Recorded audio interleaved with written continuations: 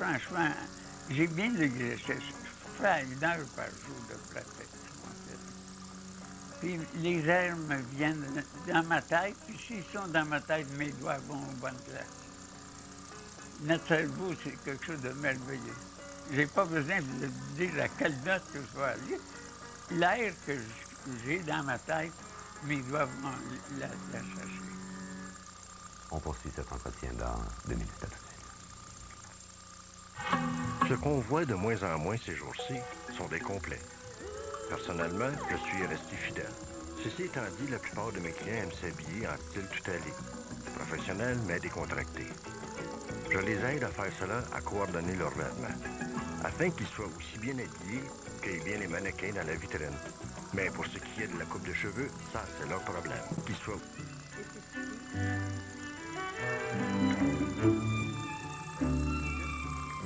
Ce qui est intéressant chez M. Métivier, c'est qu'il évolue constamment. À son âge, à 101 ans, on ne s'imagine pas que c'est possible. Mais lui, c'est ça, qui évolue, qui voit l'avenir, qui pense à... qui est plein d'idées. C'est très intéressant de l'écouter puis de partager avec lui. Monsieur Métivier, pendant la pause publicitaire, vous avez dit une phrase extrêmement importante. C'est difficile de résumer en 5 minutes 100 ans de vie. Si je vous demandais quand même des moments marquants de ces 100 ans, qu'est-ce que vous retenez? Est-ce qu'il y a eu des changements dans la société, des inventions technologiques qui vous ont marqué plus que d'autres?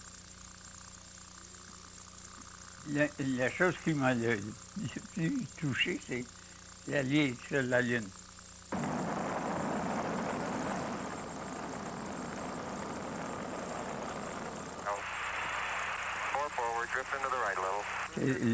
La race humaine a réussi à s'éloigner de la Terre à ce point-là.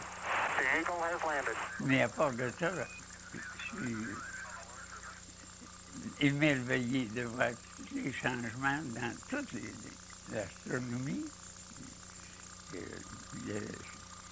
la médecine, dans toutes les sciences, dans le génie, il se fait des avances tellement fantastiques dans toutes les lignes que même aujourd'hui, ça étudie les gènes.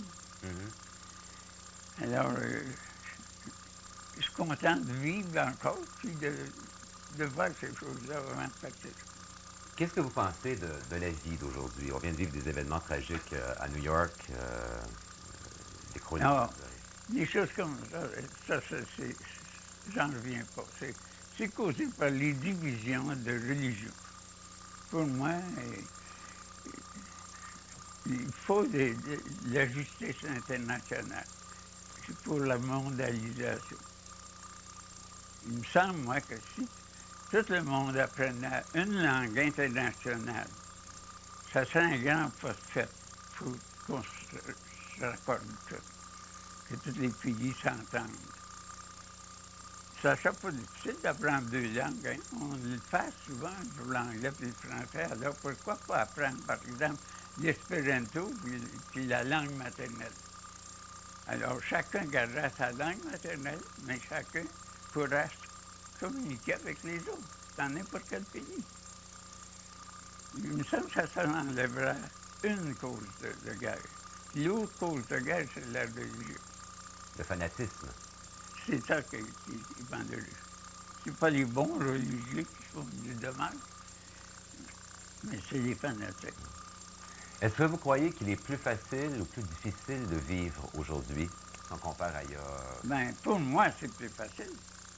Parce que j'ai travaillé, le résultat, les fruits de mon travail me supportent aujourd'hui. Ensuite, mes enfants, je dois avoir fait quelque chose de bien, parce que mes enfants sont tous bien, sont tous proches de moi. C'est rare que ceux qui sont loin passent cette semaine sans m'appeler, de Californie, d'Arizona, une à Montréal, puis une ici à Ottawa.